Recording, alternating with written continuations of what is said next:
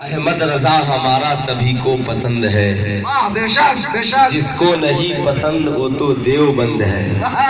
سب ان سے جلنے والوں کے گل ہو گئے چراغ، احمد رضا کا شمع فروزہ ہے آج بھی۔ وادی رضا کی کوہ ہمالا رضا کا ہے، جس سمت دیکھیے وہ علاقہ رضا کا ہے۔ غیروں نے تو لکھا ہے بہت علم دین پر، جو کچھ بھی اس صدی میں ہے تنہا رضا۔ لوگ کہتے ہیں کہ جلسے اور جلوس سے فائدے نہیں ہوتے، میں کہتا ہوں کون کہتا ہے کہ جلسے جلوس سے فائدے نہیں ہوتے؟ لوگ کہتے ہیں کہ تقریروں کو سن کر اثر نہیں ہوتا، میں کہتا ہوں کہ عالم کا کام تقریر کرنا ہے، زبردستی ہاتھ پکڑ کر عمل کرنا نہیں۔ لوگ کہتے ہیں ہمیں تقریریں سمجھ میں نہیں آتی، سمجھ میں آئے یا نہیں آئے، جمعہ کے دن عربی میں خطبہ سننا فرض ہے۔ اب آپ چاہے سمجھے چاہے نہیں، قرآن کی آیتوں کو خطبے میں پڑھا جانا ضروری ہے۔ یامر بالعدل والإحسان وإیتاء ذی القربى والیتامى وینہی عن الفحشاء والمنکر۔ حکم ہے کہ حبیب انہیں عدل انصاف کا احسان کا حکم دیجئے، یتیم و غریبوں کے ساتھ انہیں ہمدردی اور رشتہ داروں کے ساتھ ہمدردی کا حکم دیجئے، انہیں برائیوں سے رکنے کا حکم دیجئے۔ اب کوئی جمعے میں خطبے کی ایک آیت بھی نہیں سمجھے، پھر بھی خطبہ سننا اور سنانا کیا ہے، ضروری ہے کہ نہیں ہے؟ بولیے ضروری ہے نا؟ بس آپ تقریریں سنیے، آج کے اس جلسے میں بہت عظیم الشان انتظام ہے۔ ماشاءاللہ آپ نے چاہا تو ضرور خطیب الہند حضرت علامہ حنیف صاحب قبلہ بلبل بنگال کی گفتگو ہوگی۔ حضرت حافظ و قاری اعجاز صاحب قبلہ کی شاندار نقابت سننے کے بعد ہر خطیب ادھر چائے چلوا رہی، ادھر بھی چلوائی، ادھر تو چائے بہت چل گئی۔ ٹھیک ہے ٹھیک ہے، ہاں ماشاءاللہ جانتے ہیں کبھی کبھی یہ تلخ تجربہ ہے۔ ٹھنڈی کے موسم میں لوگ کہتے ہیں کہ بھاگ رہے تھے، صاحب میں نے تو ایسے ایسے جلسے پڑھے ہیں، 2 بجے صبح میں میری تقریر ہو رہی تھی تو لوگ آ رہے ہیں۔ میں نے پوچھا بھائی آپ لوگ چلے کیوں گئے؟ کہا آرام کرنے گئے تھے کہ آپ آئیں گے تو پھر اٹھ کر کے آئیں۔ کیا بات ہے! لوگ بھی اپنی اپنی پسندوں کو سننے کے لیے آتے ہیں، پوسٹر پڑھنے کے بعد فیصلہ کر لیتے ہیں کہ ہم کو کب جانا ہے، کب سننا ہے، کب کسے سننا ہے۔ سب کی اپنی اپنی خواہشیں ہیں۔ انسان دنیا میں آیا ہے، مقررہ وقت تک زندہ رہے گا، پھر دنیا سے چلا جائے گا۔ دنیا میں آج تک کسی کا مشن مکمل نہیں ہوا ہے، نہ نبی سے پہلے کسی کا مشن مکمل ہوا، نہ نبی کے بعد کسی کا مشن مکمل ہوا۔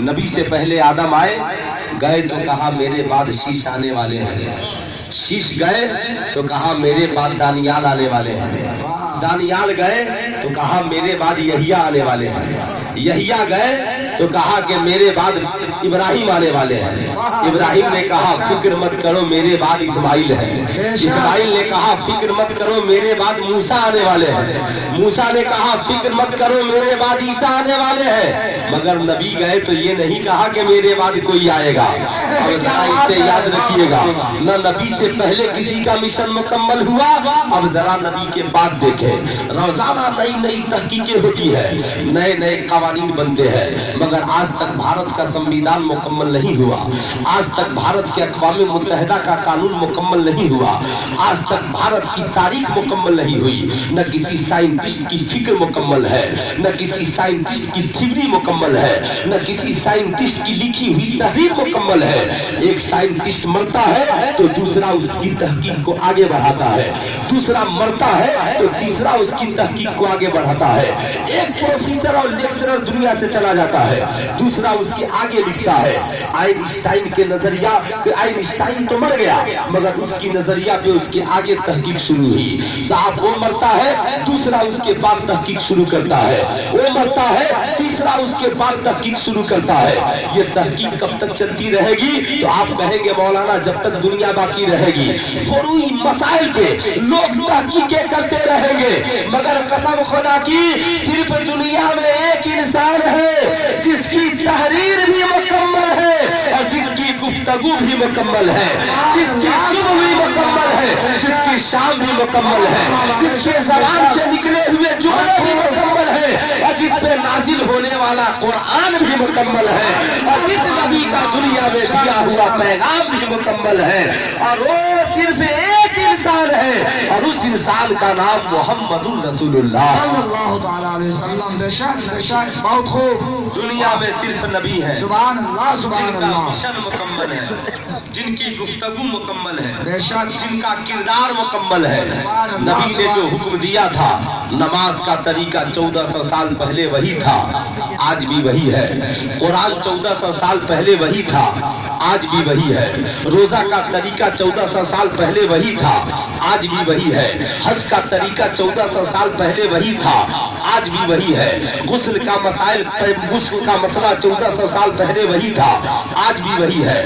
پانی پینے کا طریقہ 1400 سال پہلے وہی تھا، آج بھی وہی ہے. صاحب دنیا کا ذہن اور نظریہ بدلتا ہے مگر قرآن نے کہا میرے قریب آ.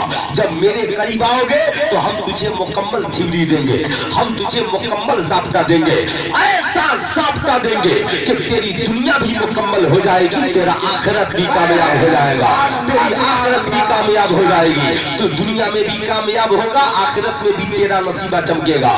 یہی وجہ ہے کہ دنیا کے بڑے بڑے سائنٹسٹ جب تمامی کتابوں کا مطالعہ کر لیتے ہیں تو سب سے اخیر میں جس کتاب کو پڑھنے کے لیے پہنچتے ہیں اس کتاب کا نام قرآن ہے. صاحب قرآن پڑھیے، دنیا اور آخرت کو کامیاب کیجیے. اب چاہے آئنسٹائن کا نظریہ ہو، چاہے دنیا میں کسی انسان کا نظریہ ہو، جب قرآن دنیا کی سب سے بڑی کتاب تھی اور دنیا کی سب سے بڑی کتاب ہے، دنیا کی سب سے عظیم کتاب تھی اور دنیا کی سب سے عظیم کتاب ہے. قرآن پڑھ کر کے زمانے میں انقلاب ہے، قرآن پڑھ کر کے دنیا میں انقلاب ہے. جو بھی قرآن پڑھا اس کی دنیا بھی کامیاب ہوئی، آخرت بھی کامیاب ہوئی. آج دنیا میں بڑے چالاک قسم کے لوگ گھوم رہے ہیں. صاحب 1400 سال پہلے قرآن نے جس کی بنیاد ڈالی لوگ اس پہ آج لوگوں نے اپنا نام چڑھا دیا اور صاحب لوگوں نے کہا یہ مشن ہمارا ہے، یہ صاحب تھیوری ہماری ہے، یہ پیغام ہمارا ہے. لیکن جب پہنچے تو دیکھا کہ جس کی بنیاد ہم نے رکھنے کی کوشش کی ہے اسلام نے تو 1400 برس پہلے اس کی بنیاد کو رکھ دیا ہے. اب صاحب امریکہ کی سرزمین ہے اور امریکہ کی سرزمین پر ایک ہی اسپتال میں صاحب 2 ماؤں نے بچے کو جنم دیا.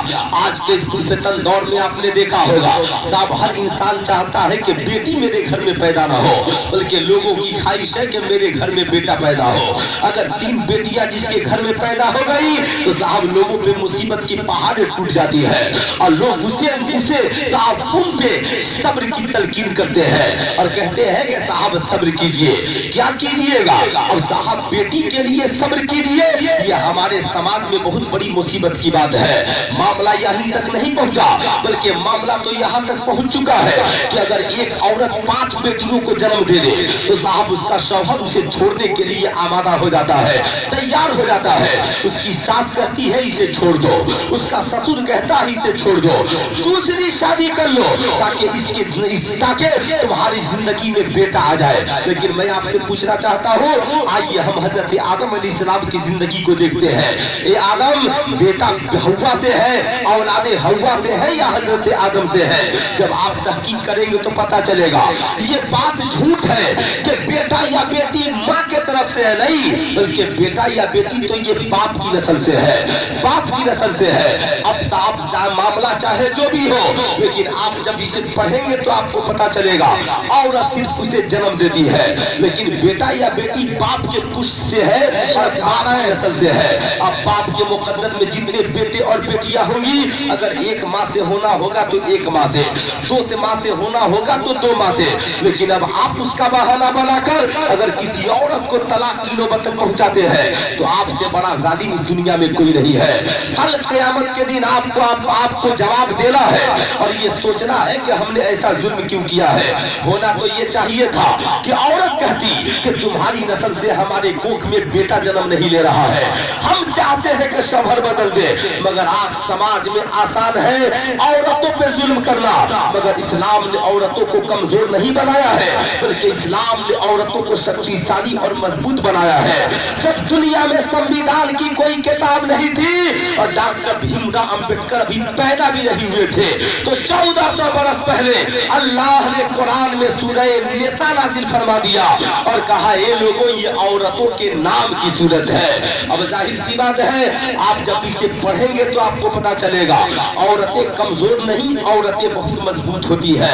लेकिन औरत मजबूर हो चुकी है समाज के रीति रिवाज को देखकर, समाज के जुल्म सितम को देखकर कि साहब हमें बेटी नहीं बेटा चाहिए। अगर दो बेटी के बाद तीसरी बेटी हो जाए तो औरत जब आंखें खोलती है और पता चलता है कि बेटी ने जन्म लिया है तो आंखों में आंसुओं के सैलाब जारी हो जाते हैं और सोचती है मैं अपने शौहर के सामने कौन सा चेहरा लेकर के जाऊं। अब जाहिर सी बात है ये मामला अपनी जगह है, मगर आइए नबी करीम सल्लल्लाहु अलैहि वसल्लम के दामन रहमत में नबी ने फरमाया औरतों पे जुल्म करने वालों, तेरा रब फरमाता है वल मुहसिनातु मिनन निसा, औरतों के साथ भलाई करना।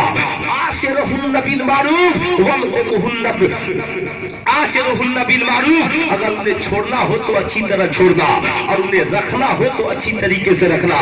तुम उनके साथ जुल्म ज्यादती मत करना, इसलिए कि औरतें जुल्म ज्यादती के लिए पैदा नहीं हुई है। यही औरत है जिसने तुझे जन्म दिया है, यही औरत है जिसने अंबिया और मुरसलीन को जन्म दिया है, यही औरतें हैं जिनकी गोद में बड़े बड़े स्कॉलरों और प्रोफेसरों ने जन्म लिया है। तुमने औरतों को समझा क्या है? औरत अच्छी हो तो संसार इसकी गोद में पल जाती है, तुम्हें उसका अंदाजा नहीं है। अब अल्लाह के नबी फरमाते हैं अरे लोगों औरतों को बोझ मत समझना, बेटी पैदा होती है तो अल्लाह 10 रहमतें नाजिल फरमाता है और जहन्नम का एक दरवाजा मोमिन के लिए बंद कर देता है। बेटा पैदा होता है तो अल्लाह एक रहमत नाजिल फरमाता है, अगर बेटा नालायक हो बिगड़ जाए तो उसकी वजह से जहन्नम का दरवाजा भी खुल जाता है। अब आप जरा सा जिंदगी में सोचे कि इस्लाम ने कितना बड़ा पैगाम दिया। अब अल्लाह के नबी फरमाते हैं जब तुम कहीं बाहर जाओ और कोई सामान लेकर के आना तो बेटों को बाद में देना और अपनी बेटियों को पहले देना। अब ये हुक्म किसी और ने नहीं दिया, मजहब इस्लाम ने दिया है। मगर अमेरिका की सिसकती हुई दुनिया में भी साहब हालात ये है, हर माँ की ख्वाहिश है कि बेटा मेरी गोद में आ जाए। अब साहब एक ही जगह पे दो औरतों ने बच्चों को जन्म दिया, एक ने बेटी को जन्म दिया और एक ने बेटे को जन्म दिया।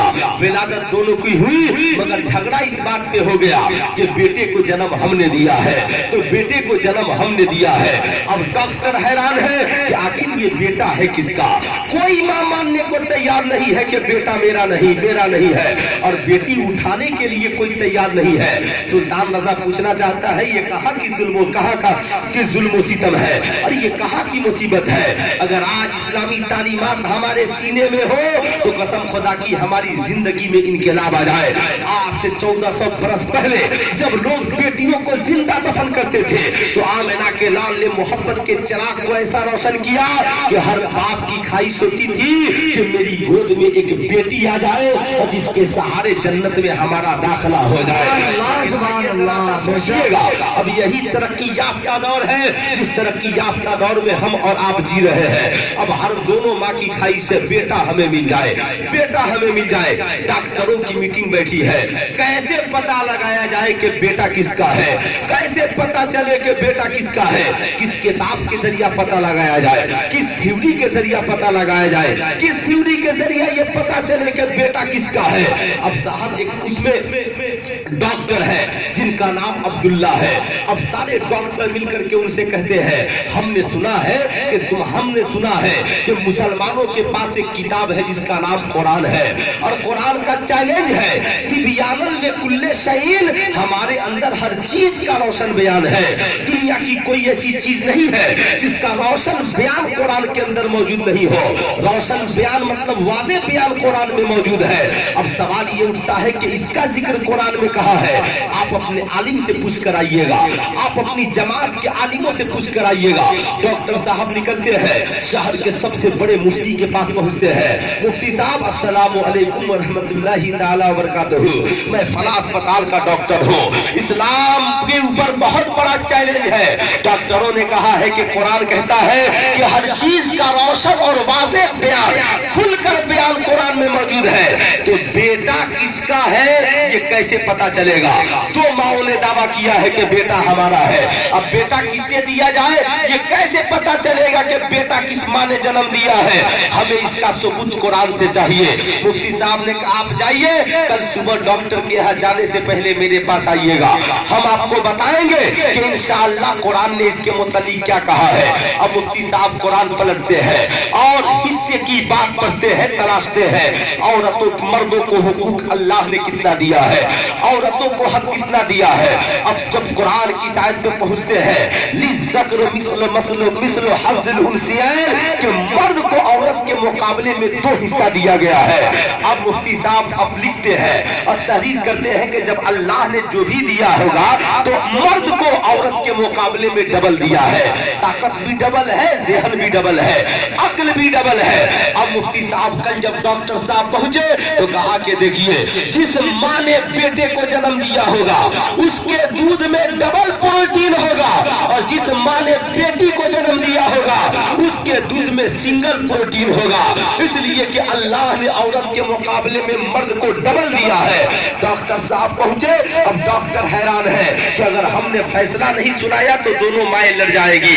اب عبداللہ نے کہا، میں شہر کے سب سے بڑے مفتی نے کہا ہے کہ قرآن کہتا ہے کہ مرد کو عورت کے مقابلے میں ڈبل ملتا ہے، اس لیے جو عورت بچے کو بیٹے کو جنم دی ہوگی اس کے دودھ میں اللہ نے ڈبل پروٹین دی ہوگی، اور جس عورت نے بیٹی کو جنم دیا ہوگا اس کے دودھ میں اللہ نے سنگل پروٹین دیا ہوگا۔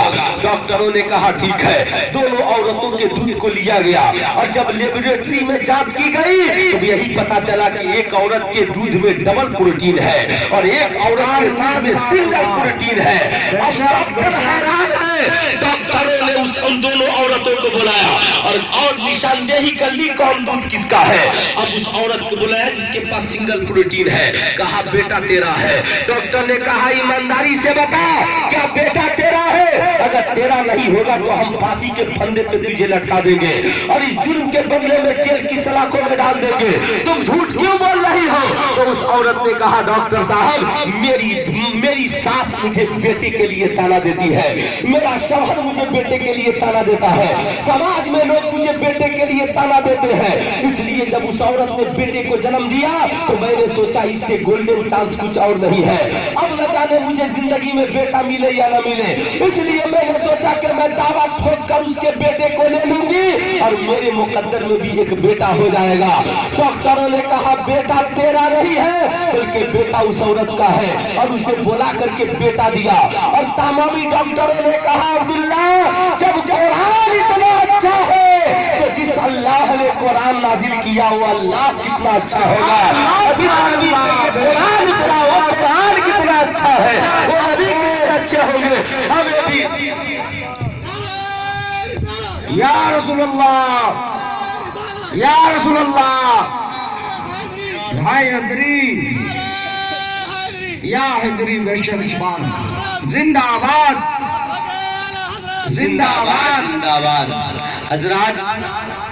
حضرات میں یہ عرض کر رہا تھا، اب آپ ذرا سا سوچیں قرآن نے کتنا اچھا فیصلہ کر کے سنایا۔ آج لوگ پوچھتے ہیں کہ قرآن میں کیا نہیں ہے اور قرآن میں یہ نہیں ہے۔ حضرات میں اگر آپ کو قرآن کے حوالے سے بتاؤں تو سینکڑوں مثالیں قرآن میں موجود ہے۔ آپ کسے قرآن میں پڑھنا چاہتے ہیں؟ ساری تھیوریاں قرآن میں موجود ہے، تبھی تو امام احمد رضا خان فاضل بریلوی نے قرآن پڑھ کر ساری دنیا کے سائنٹسٹوں کا تنہا مقابلہ کیا، اور مقابلہ کر کے بتا دیا کہ دنیا کی سب سے بڑی کتاب کا نام قرآن ہے۔ حضرات افسوس کا مقام یہ ہے کہ آج دنیا کی سب سے بڑی کتاب کا نام قرآن ہے، مگر کوئی ہماری طرح داڑھی ٹوپی والا کہے کہ طلاق کا مسئلہ قرآن میں نہیں ہے، نکاح کا مسئلہ قرآن میں نہیں ہے، فلاں مسئلہ قرآن میں نہیں ہے۔ تو مسلمانوں یہ دھوکہ ہے، اس لیے کہ تم کیسے کہتے ہو کہ فلاں چیز قرآن میں نہیں ہے، جبکہ اللہ نے کہا ہم نے ہر چیز کا بیان قرآن میں اتار دیا۔ سبحان اللہ سبحان اللہ، بے شک بے شک، بہت خوب یا رسول اللہ، زندہ آباد، سبحان اللہ سبحان اللہ۔ بے ہمارے شک سماج کے لیے بہت افسوس کا مقام ہے۔ ہماری سب سے بڑی کتاب کا نام قرآن ہے۔ آپ بتائیے جتنے بھی دیگر مذاہب ہیں ان کے پاس بھی کوئی نہ کوئی کتاب ہے نا بھائی؟ ارے تنی بولا لوگ باقی نا بالکل ہے نا، ذرا ہاتھ اٹھا کر بولیے ہے نا بھائی ان کے پاس۔ اچھا یہ بتائیے چندہ پہ ان کی کتابیں پڑھائی جاتی ہیں کیا؟ بولیے چندہ پہ ان کی کتابیں پڑھائی جاتی ہیں، پھر قرآن چندے سے کیوں پڑھا جائے گا؟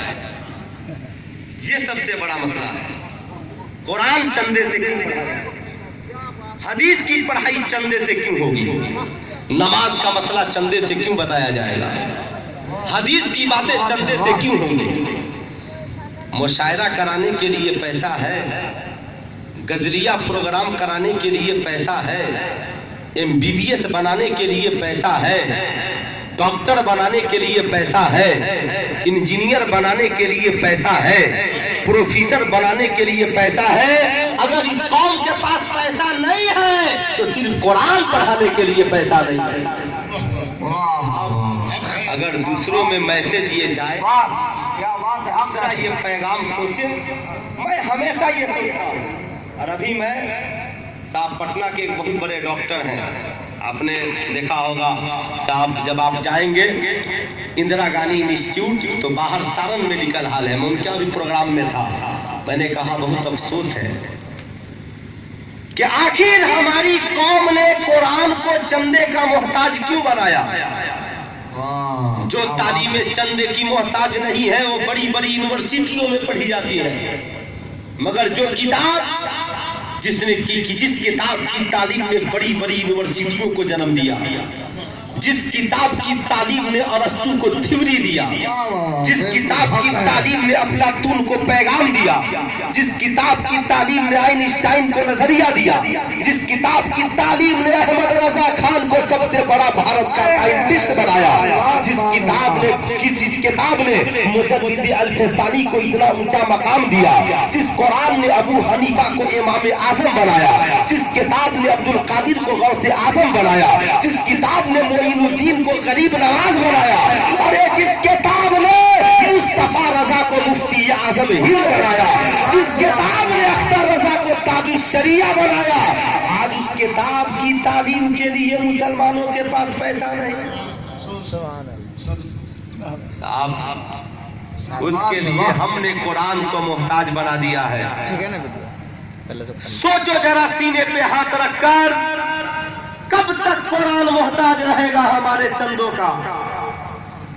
کب تک ہم دامن پھیلا کر قرآن کی تعلیم کے لیے بھیک مانگتے رہیں گے؟ کب تک ہمارے عالم رمضان میں بھوکے پیاسے رہ کر قرآن کی تعلیم کے لیے امیروں کے دروازوں کو کھٹکھٹاتے رہیں گے؟ امام حسین پہ خوب نعتیں منقبتیں سننے والوں، امام حسین کے نام پہ کھچڑا کھانے والوں، آج جس خدا نے تمہیں پیدا کیا، جس خدا نے ہمیں دولتیں دی، جس خدا نے ہمیں اولادیں دی، جس خدا نے ہمیں سب کچھ دیا، آج اس خدا کی دی ہوئی کتاب کے لیے ہمارے پاس پیسے نہیں۔ اس سے بڑے سماج میں ہمارے لیے کوئی رسوائی کی بات نہیں ہو سکتی ہے۔ آج ایک ماں ترستی ہے کہ بیٹا مجھ سے پیار کرے، آج ایک باپ ترستا ہے کہ میرا لاڈلا مجھ سے محبت کرے۔ تو میں کہوں گا بھی اور ترسیے گا، اور ترسنا آپ کا مقدر ہے۔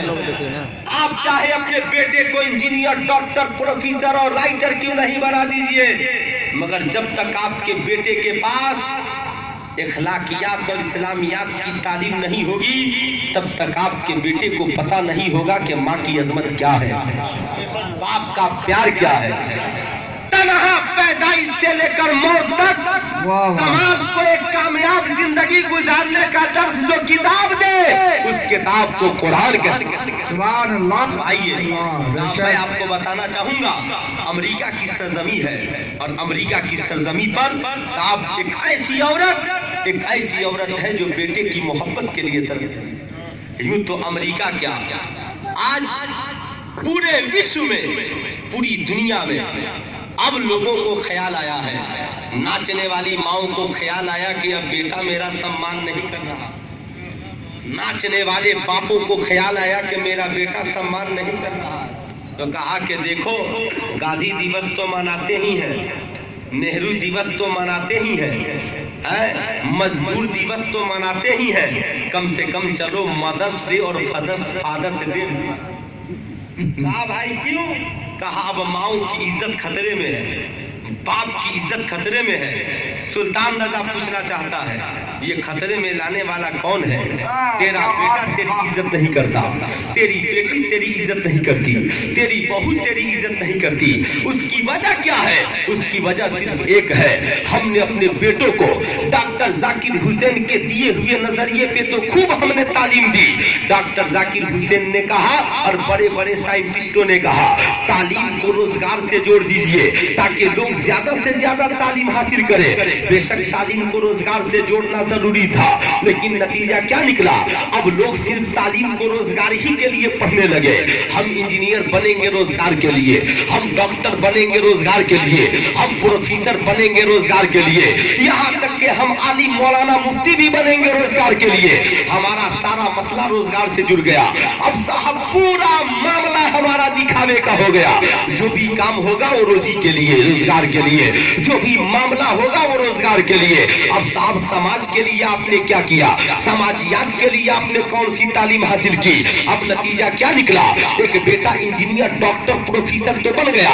वो कल का जमाना था जब एक बेटा सोचता था कि अगर मेरी माँ नाराज हो गई तो हमारी जिंदगी का क्या होगा, अगर मेरे बाप नाराज हो गया तो हमारी जिंदगी बिखर जाएगी, अगर हमारा भाई मुझसे नाराज हो गया तो हमारी इज्जत चली जाएगी। मगर आज समाज में बेटा नहीं सोचता कि बाप नाराज होगा तो क्या होगा। बेटा ऊंचे पोस्ट पे चला गया तो माँ कहती है बेटा नाराज हो जाएगा तो हमारा क्या हो जाए होगा। साहब बाप सोचता है कहीं बेटा नाराज हो गया तो हमारी जिंदगी कैसे कटेगी। भाई सोचता है अमीर भाई नाराज हो जाएगा तो हमारी जिंदगी कैसे कटेगी। अब माँ कहती है देखो इंजीनियर साहब को तकलीफ मत देना नहीं तो नाराज हो जाएंगे, डॉक्टर साहब को खुशामदीद कहना नहीं तो नाराज हो जाएंगे, प्रोफेसर साहब को खुश रहना नहीं तो रखना नहीं तो नाराज हो जाएंगे। साहब क्यों? कहा डॉक्टर साहब है मगर बाप को डांट देते हैं, इंजीनियर साहब है मगर माँ को गाली दे देते हैं, बहुत बड़ा पैसे वाला ठेकेदार है मगर बाप को गाली दे देता है। कहता है सुन तुमने कुछ नहीं किया है, ये जमीन मेरी है, ये जायदाद मेरी है, ये बिल्डिंग मेरी है, ये मकान मेरा है, रहना है तो सही से इसमें रहो और नहीं रहने की तबीयत है तो अपने घर पे चले जाओ, हम तुझे बुलाने के लिए नहीं गए थे। सुल्तान रजा पूछना चाहता है क्यों? आज एक सऊदी अरब से कमाने वाला बेटा जब सीवान शहर में मकान बनाता है और देहात की रहने वाली माँ अगर आकर के रहती है, अगर बेटे से बोल दे ए बेटा तेरी बीवी ज्यादा पैसा खर्च करती है, तेरे बेटे और बेटियां फजूल खर्ची करते हैं, तो साहब ये क्या समझते हैं कि साहब उसने उस औरत ने इन्हों पे जुल्म कर दिया है। अब ये कहता है मेरी माँ वो मेरी दौलत खर्च करते हैं तेरा क्या जाता है, ये मेरे बाप को मेरी दौलत खर्च करते हैं तेरा क्या जाता है। लेकिन बाप इसलिए नहीं बोलता कि साहब उसे तुम्हारी दौलत चाहिए। अरे तेरे बाप को अगर दौलत चाहिए होती तो तुझे नहीं पढ़ाता और सारी प्रॉपर्टी को बैंक बैलेंस बना करके अपने नाम पे रखता और तुझे इंजीनियर डॉक्टर प्रोफेसर नहीं बनाता, तुझे सऊदी अरबिया लाखों रुपए लगा करके नहीं भेजता। मगर तेरे बाप ने सोचा था अगर मेरा बेटा कामयाब हो गया, खुशी के 2 नेवाले खाएगा तो मेरी जिंदगी में खुशहाली आ जाएगी। बाप ने माँ ने सोचा था अगर मेरा लाडला मेरी पाँव की पायल और गले की मांग की मक्की का बेचकर सऊदिया चला जाएगा और वक्त की 2 अच्छी रोटी खा लेगा तो मेरे आंखों में खुशियों के आंसू आ जाएंगे और मैं बेटे की खुशहाली देख करके खुश हो जाऊंगी। मगर जदीद दौर के बेटों ने माओ के उन अरमानों को कुचल दिया और कहा है मेरी माँ तुमने क्या किया है, तुम लोगों ने हमें देहात में रखा पाला मगर शहर में जमीन हमने खरीदी है, शहर में बिल्डिंग मैंने बनाई है, रहना है तो रहो नहीं तो चले जाओ। अब ये सारी बातें वो बेटा बोलेगा जिसके पास माँ के हुकूक की तालीम नहीं है, बाप के हुकूक की तालीम नहीं है। बहन को घर से वो भगाएगा जिसके पास बहन की मोहब्बत नहीं है या बहन का हक नहीं मालूम है। पड़ोसी को डांट कर वो भगाएगा जिसके पास पड़ोसी के हुकूक की तालीम नहीं है। आप कहोगे मौलाना इन हुकूक के तालीम मिलेंगे कहाँ, तो मैं कहना चाहूंगा इन हुकूक के तालीम दुनिया के किसी और किताब में नहीं, 1400 साल पहले अल्लाह ने कुरान में इन हुकूक की तालीम अता फरमा दी और माँ बाप के साथ भलाई करना, वज़ील कुर्बा और रिश्तेदारों के साथ भलाई करना, वल यतामा और यतीमों के साथ भलाई करना, वल मसाकीन और गरीबों के साथ भलाई करना। फिर कुरान ने कहा कि सुन तेरे माँ बाप के लिए ये संविधान है तेरे लिए कि तेरे माँ बाप जब बुढ़ापे को पहुंच जाए तो फला तकुल्लहुमा उफ़्फ़िन वला तनहरहुमा, जब वो बुढ़ापे को पहुंच जाए तो उन्हें डांटना तो दूर की बात। क्या कहा कुरान ने, जरा उंगलियां उठाकर बोल दीजिए कुरान ने क्या कहा। माँ के नाम पे नहीं उठाइएगा तो किसके नाम पे उठाइएगा, माँ के नाम पे उंगलियां उठाइए। बोले कुरान ने क्या कहा, उफ तक भी न, सुभान अल्लाह सुभान कहा अल्लाह। कि उफ तक भी न कहना, डांटना तो दूर की बात है, उफ तक भी न कहना।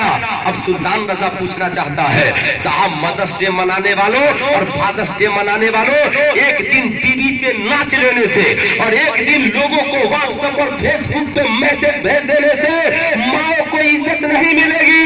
माओ को इज्जत देने के लिए मुंबई के नचनिया के किरदार की जरूरत नहीं है बल्कि आमिना के लाल के किरदार की जरूरत है।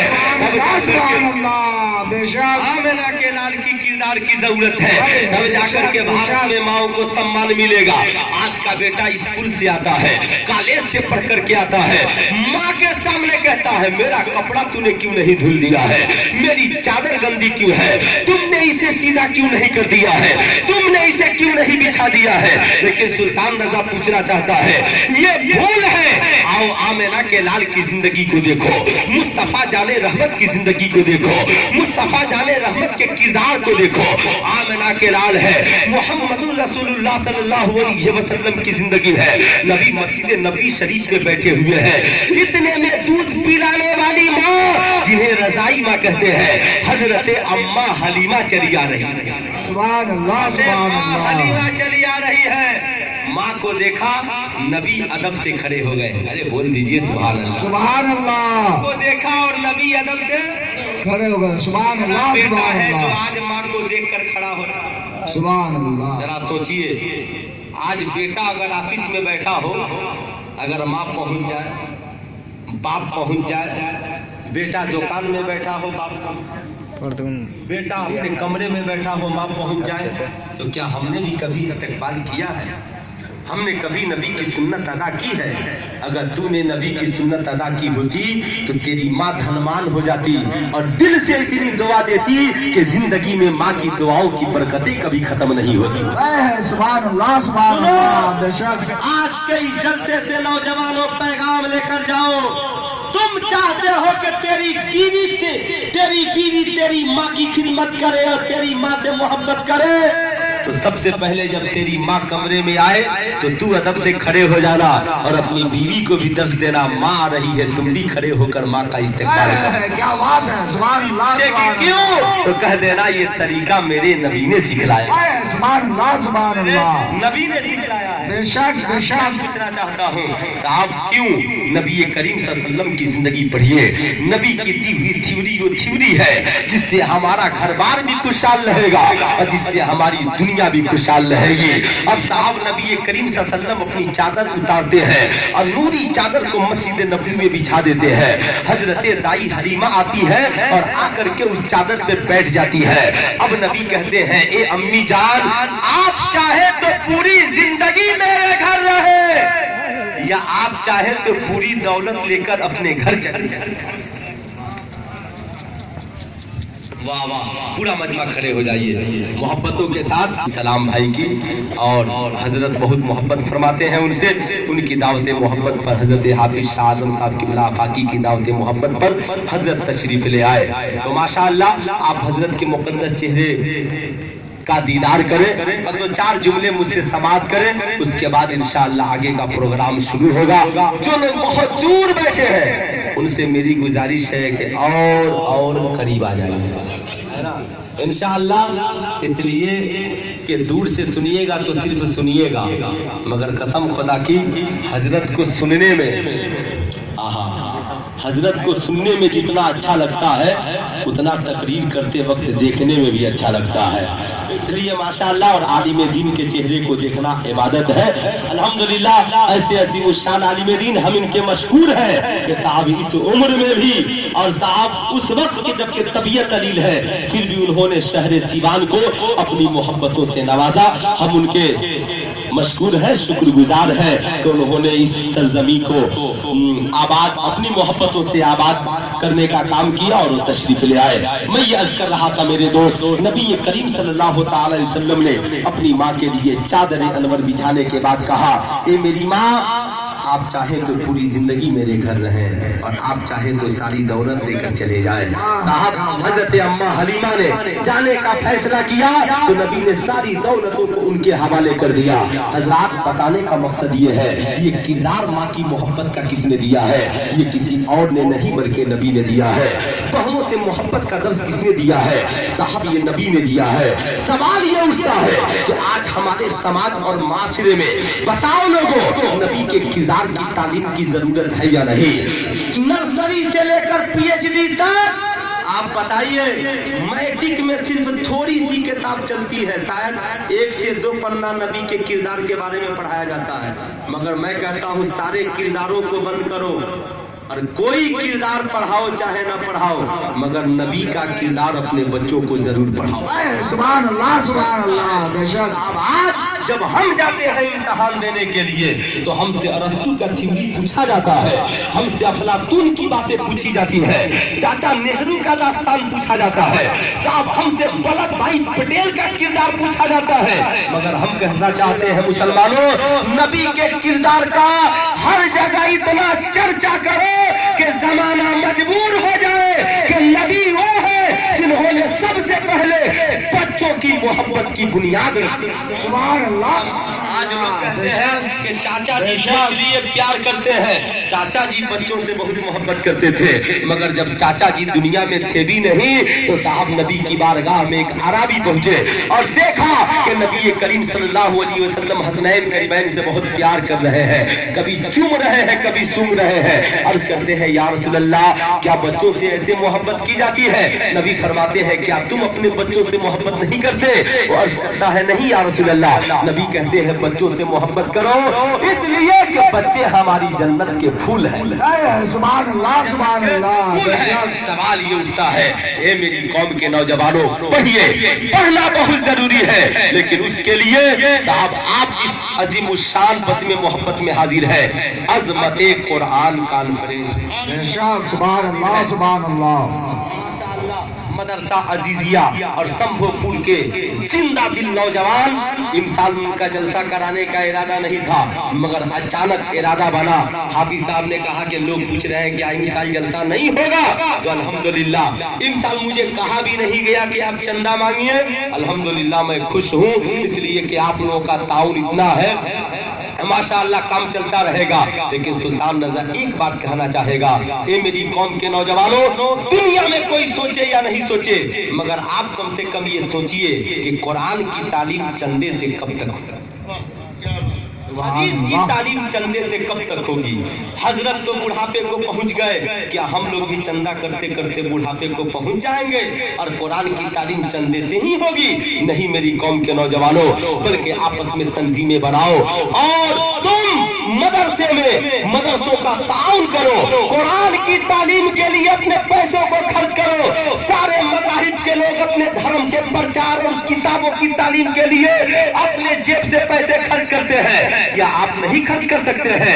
اے میری قوم کے نوجوانوں، یاد رکھنا یہی وجہ ہے کہ لوگوں نے قرآن کی تعلیم کو کمزور سمجھنا شروع کر دیا اور کہا قرآن وہ پڑھے جو زکات فطرہ کھانے کے لائق ہے، قرآن وہ پڑھے جو غریب ہے، قرآن وہ پڑھے جو یتیم ہے، قرآن وہ پڑھے جو سماج کا کمزور ہے۔ جب قرآن کی تعلیم سارے لوگ اپنی دولت سے حاصل کرنے کی بات کرنے لگیں گے تو غریب بھی قرآن پڑھے گا اور سماج کا امیر بھی قرآن پڑھے گا۔